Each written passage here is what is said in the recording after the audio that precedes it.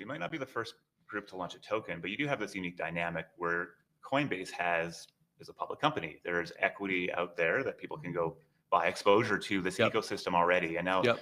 so I think one of the questions that came through James from our Twitter account here was, how do you sort of balance off that sort of legal requirement to serve your Coinbase shareholders and also launch a token that can represent new types of value? Yeah. I think it's a design space that there's a lot of figuring out to do. And I don't have an answer there. I will say, like, it's a model people are innovating on. Like, even Zora, I think took a really interesting model with their token launch, right? They didn't say, hey, we're going to go create a foundation, or they said, no, we're actually going to create a model where the token accrues value via pairing and the labs company accrues value via fees, which it then can use to drive more growth in creators, which it can then drive more value back to the token. That's like totally novel, right? And I think Zora, and if you talk to Jacob, they would say, we have a fiduciary duty to shareholders, and this is going to grow the value of Zora Labs, and it's going to grow the value of the Zora economy, and that is delivering on that promise. And so, we have examples, and this is one of the things that I think,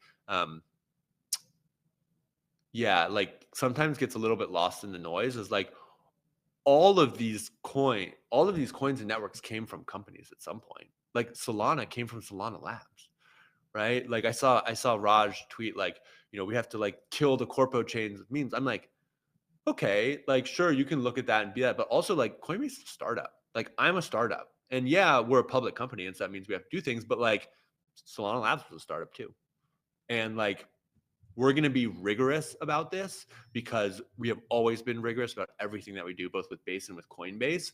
But like, bet against our ability to figure this out in a way that massively grows Coinbase and massively grows Base at your own risk.